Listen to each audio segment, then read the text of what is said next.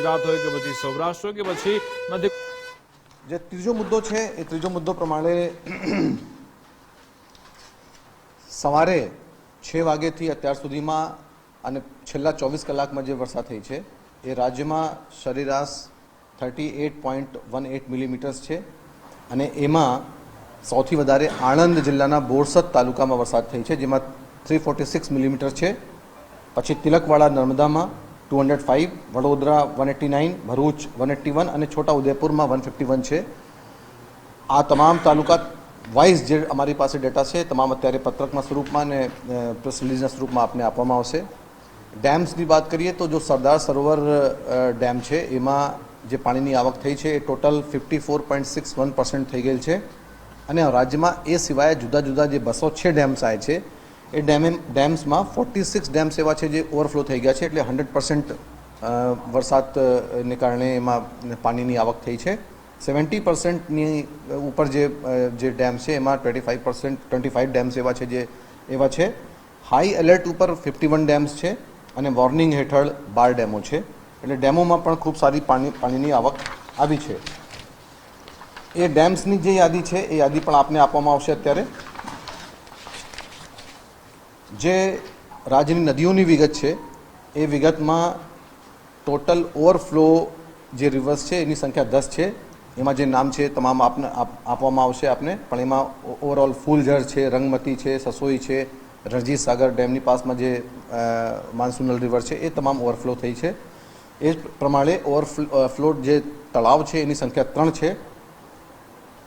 વરસાદ વધારાનો હોવાના કારણે અમુક જિલ્લાઓમાં અમે લોકોએ શિફ્ટિંગ પણ કર્યું છે અને જે ટોટલ સિઝનનો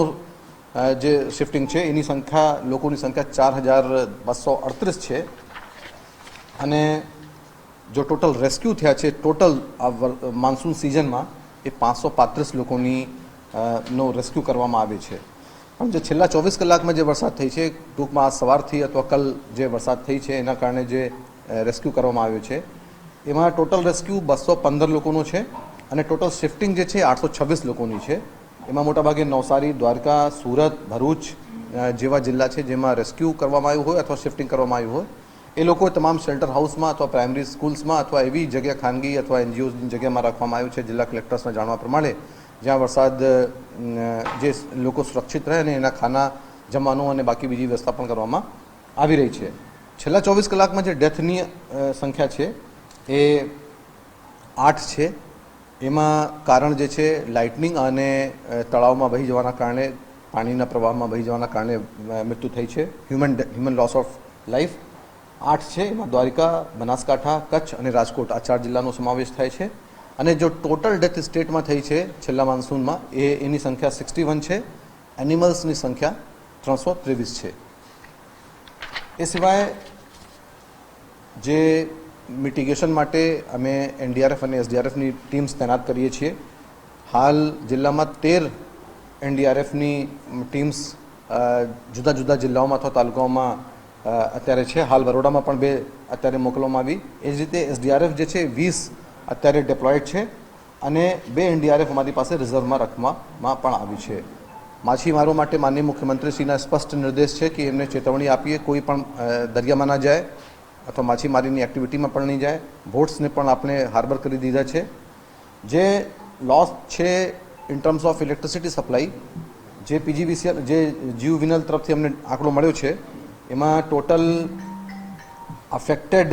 જે વિલેજીસની સંખ્યા છે 253 છે અને એમાં વિલેજીસની સંખ્યા 225 એવી છે જેમાં લાસ્ટ 24 અવર્સમાં એમને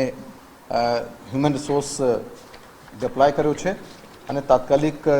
વીજ પુરવઠો સપ્લાય થાય એ પ્રયાસ જારી છે। જીયુવિનલ તરફથી એવી નક્કી કરવામાં આવ્યું છે કે 24 કલાકથી વધારે કોઈ પણ જગ્યાએ અંધારું ના રહે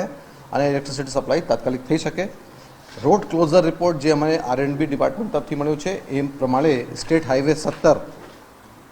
અન્ય માર્ગો અધર રોડ્સ 42 અને પંચાયતના રસ્તાઓ 607 છે અને ટોટલ 666 રોડ્સ એવા છે જે હાલ બંધ છે પણ એમના મેઇન કારણ જે છે એ વોટર ઓવરફ્લો છે। પાણીના ઓવરટોપિંગના કારણે રોડ્સ બંધ 667 ટોટલ 666 સ્ટેટ હાઈવેની સંખ્યા 17 1717 टोटल 666 પણ હા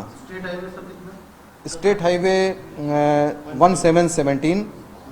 अदर रोड्स 42 અને પંચાયતના રસ્તાઓ જે છે એ 607 છે ટોટલ થઈને 666 થયા પણ એ વોટરના ઓવરફ્લોના કારણે છે અને જ્યારે વરસાદનું પ્રમાણ ઓછો થાય તાત્કાલિક એ રોડ ઓપન થઈ જશે જે આઈએમડીનો ડેટા છે અમારી પાસે આવ્યું છે એ પ્રમાણે આજે રેડ એલર્ટ છે